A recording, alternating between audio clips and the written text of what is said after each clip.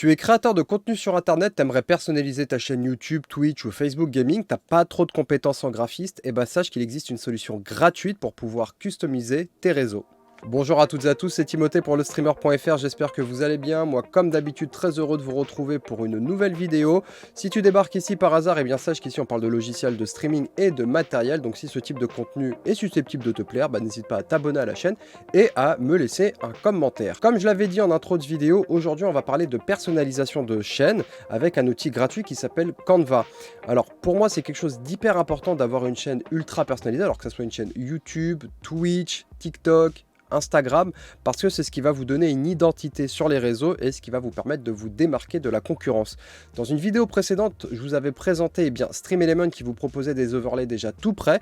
Et ce que je vous propose aujourd'hui, c'est de créer vos propres overlays et vos propres éléments pour pouvoir vous différencier et vous démarquer de la concurrence sur Internet. Donc comme d'habitude, ce qu'on va faire, c'est qu'on va se rendre sur Google et on va taper Canva. Alors Canva, il existe une version gratuite et une version payante. Nous, on va juste utiliser la version gratuite. Pour ce qu'on a à faire, normalement, ça devrait largement suffire. Donc une fois qu'on est sur la page de Canva, il suffit juste de se connecter. Alors vous pouvez le faire directement avec une adresse Gmail ou tout simplement utiliser un compte que vous avez créé pour Canva. Bon, je ne vais pas vous expliquer comment vous loguer. On se retrouve une fois que je suis connecté. Donc voilà sur quelle page on arrive une fois connecté sur Canva. Donc on peut voir que j'ai déjà créé des éléments, donc je vais vous présenter moi ce que j'ai fait avec les outils gratuits, puis après je vais vous montrer comment j'ai fait étape par étape pour créer différents éléments. Bon, alors déjà on va aller voir la chaîne Twitch. Voilà, donc par exemple là j'ai monté la chaîne Twitch lestreamer.fr.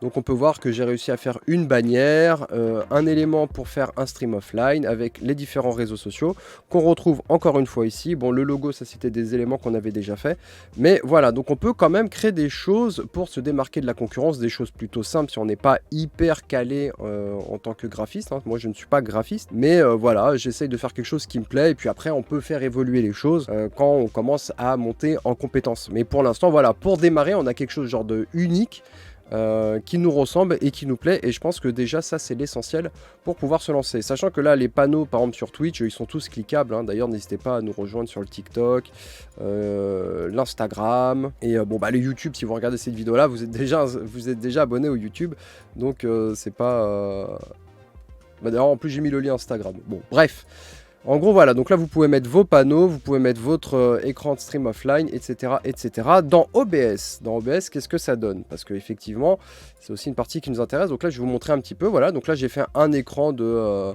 début de live. Donc voilà, avec des animations très simples, très basiques.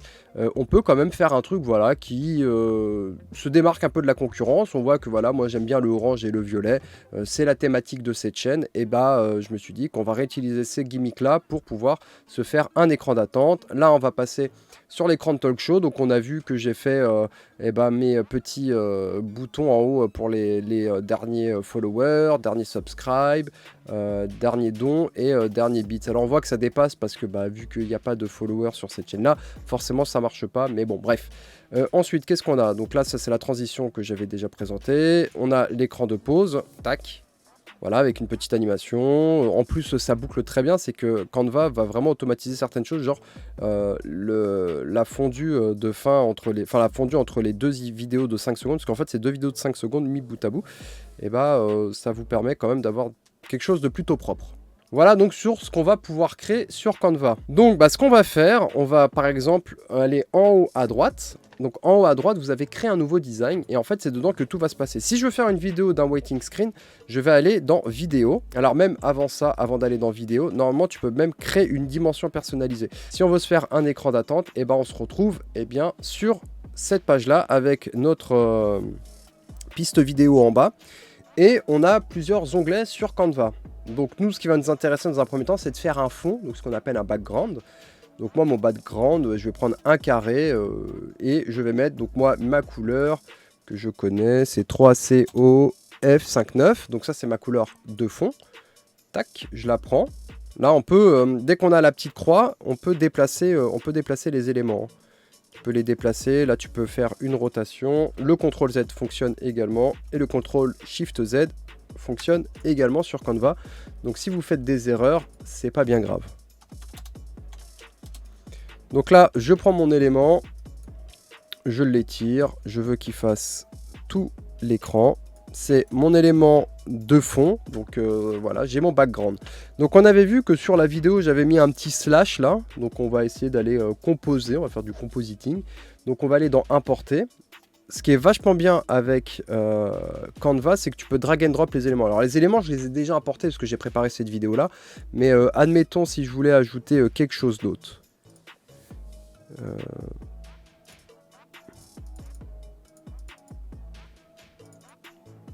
Si je voulais ajouter, je sais pas, par exemple cette image de Twitch, bah tu la prends, tu la glisses. Voilà, terminé. Hop, elle est là, puis après tu la prends, tu la reglisses et elle apparaît dans ton élément. Bon, alors moi je vais pas m'en servir, mais c'était pour vous montrer comment importer un élément. On va prendre le splash là. Le splash, petit gimmick que j'aime bien généralement. Donc là tu prends, tu fais peut-être petite rotation et tu le places un peu comme bon te semble. Et si tu veux le dupliquer, tu maintiens la touche Alt de ton clavier et tu le dupliques. Et voilà, donc là on a la composition plus ou moins de notre, on va dire, écran d'attente. On va cliquer sur l'élément qu'on veut animer. Et là on va aller dans animation, ici, tac. Et après bah, tu peux lui dire, voilà, tiens tu pop, lui tu lui mets la même. Et quand tu vas lire la vidéo, bah voilà, tac. Ajouter ici un onglet texte. Donc tu as texte 1, alors c'est pour ceux qui font du web design, c'est H1, H2, H3. Et là tu mets, je sais pas, comme on a fait tout à l'heure, starting soon. Et hop, tu le récupères. Si tu mets la croix ici, tu vas pouvoir le déplacer. Je sais pas, t'écris début du live. Et le starting soon, bah pareil, tu cliques sur animer et paf, voilà, ça c'est rigolo, c'est mignon. Et lui, on va l'animer aussi, début du live, voilà, comme ça. Hop, et on a quelque chose d'un peu personnalisé. Puis si tu veux rajouter ton logo, alors moi mon logo il est déjà importé, il est là. Tac. Donc c'est pareil, hein, là il faut faire attention. Quand tu modifies la taille, si tu as maintien shift, ça rogne l'image. Et lui, tu peux également animer. Voilà. Et donc là, on a un écran d'attente qui est disponible au téléchargement. Donc tu cliques sur partager. Là, tu vas dans télécharger. On nous l'a téléchargé. Si je veux le remplacer, bon bah propriété. Non, bah on va faire. Oui, si on va faire par propriété, comme ça va garder les mêmes propriétés dans BS. Je vais dans mes téléchargements. Starting soon 2. Et là, bam, voilà, j'ai ma nouvelle intro.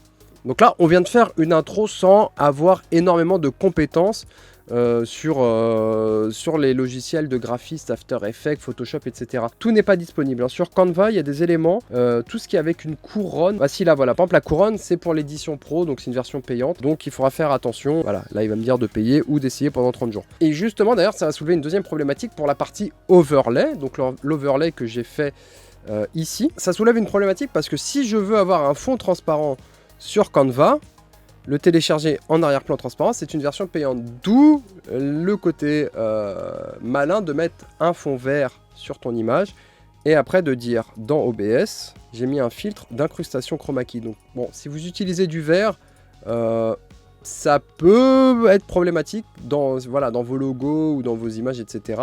Mais après, vous pouvez essayer vraiment de prendre soit une autre couleur que vous n'utilisez pas, pour faire votre incrustation. Donc là, on a les boutons de bas de chaîne qu'on retrouve dans la bio, qui sont là. Donc bon, là, il n'y a rien pareil d'exceptionnel, hein, je vous dis, c'est très très simple. Ce qui est bien aussi, c'est que tu peux dupliquer. En gros, par exemple, si je voulais rajouter un réseau, je sais pas, Twitter, et bah tu cliques sur dupliquer la page. Si sur Twitter, je m'appelle juste le streamer, et bah je me renomme le streamer. Là, je tape Twitter logo PNG pour avoir la transparence, évidemment. Est-ce que celui-ci là? Oui, celui-ci là. Et vous allez voir que pour remplacer une image sur Canva, eh bien, c'est d'une simplicité incroyable. Donc, on va aller importer notre élément. Pour ça, rien de plus simple. Tu prends, tu drag and drop. Mon logo Twitter, il est là. Je me dis, bah ouais, mais en fait, j'aimerais bien qu'il... Parce que si je l'importe classiquement, il a peut-être pas la même propriété que l'espace que j'ai preset, on va dire, pour le logo d'en dessous. Donc ce que tu peux faire, c'est que tu prends et tu le remplaces directement. Il te remplace le logo directement dedans. Tout petit peu plus grand peut-être. Voilà. Et hop. Sachant que, bah, parce que là, en gros, ce que j'ai fait, c'est que j'ai mis tous les logos en noir et blanc. Dans Canva, si vous voulez, vous pouvez modifier une image. Donc tu cliques sur modifier l'image. Et ici, tu vois, tu as les paramètres de luminosité. Si je voulais le transformer en blanc, là, je lui remets la couleur normale. Donc je retire la saturation, donc toutes les nuances de couleur. Et si je vais de ce côté-là, il va aller un peu plus gris. Et là, de ce côté-là, plus noir. Et de ce côté-là, plus blanc. Et j'ai fait ça à peu près pour toutes les images. Alors YouTube, j'aurais peut-être pu le passer dans Photoshop pour qu'il soit un peu plus cohérent. Instagram, j'ai pas eu ce problème-là. Mais tu peux modifier les éléments, tu peux les rogner, les retourner. Tu peux lui faire un retournement horizontal, voilà. Vertical. Donc tu peux vraiment faire beaucoup de choses avec ce logiciel qui est gratuit. On va retourner sur la partie overlay, donc là on va refaire un overlay rapidement. Donc ce qu'on fait, c'est qu'on va créer un design, on va aller dans dimension personnalisée, 1920 par 1080, et moi ce que j'aime bien faire, c'est utiliser des formes. Donc là tu utilises une première forme, tu vas lui donner, je sais pas, cette forme là, hop. Tu peux modifier pas mal de choses dans les formes, hein. Tu peux mettre d'autres formes, hein, si on voulait partir sur... je sais pas, qu'est-ce qu'on peut mettre en forme, là tu cliques dans forme, hein, éléments, et ensuite, alors soit tu peux faire tout afficher là, soit tu vas ici, et tu peux même taper des éléments que tu veux, je sais pas, un soda. Bon là il y a un coca, mais tu tapes soda, il va te mettre tous les sodas qu'il a, tu vois. Et il y a des banques d'images, et il y en a qui sont gratuits, là la vidéo elle est payante par exemple, il y en a d'autres qui sont gratuits. Mais rapidement, par exemple, si je veux faire une forme, voilà, ça fait une petite étiquette, c'est sympa. On va se la mettre en quelle couleur? Allez, en orange comme d'habitude. Tac. Donc là, ça va me faire mon bouton, par exemple, abonné. Non, follow, par exemple. Follow dans ma police d'écriture. Donc là, je me mets là. Ici, c'est les polices d'écriture. Fredoka. Moi, j'aimerais bien peut-être que ça soit peut-être un peu plus comme ça. Voilà, tu vois. Et en plus, ça te conserve les marges, les tailles. Là, ici, hop, la petite croix pour le déplacer. Hop.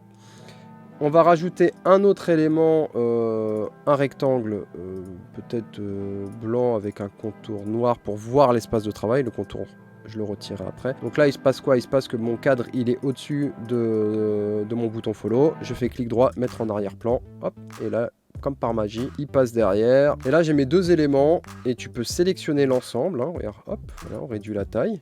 On va essayer plutôt de le mettre comme ça. Je sélectionne mes deux éléments, je maintiens la touche Alt, je décale, je redécale et je redécale. Et là, follow. Là, t'écris sub. Voilà, je resélectionne les trois. Alors après, bon, tu peux calculer, diviser la taille de tes éléments, etc. Moi, je le fais, là, je le fais un peu au pif. Voilà, il te donne la ligne centrale, donc voilà, je sais que là c'est centré. Si je trouve que c'est un peu trop grand, après tu peux modifier encore une fois tous tes éléments en même temps. Voilà, et après tu les rentres dans Stream Element, et dans Stream Element, je vais vous montrer ce que j'ai fait. Et donc dans Stream Element, là, alors on va réémulate un petit peu tous les éléments pour avoir les noms qui s'affichent là, mais je pourrais très bien modifier l'image, hein. Comme d'habitude, l'image c'est le petit plus. Après, tu vas dans statique et custom, ajouter une image.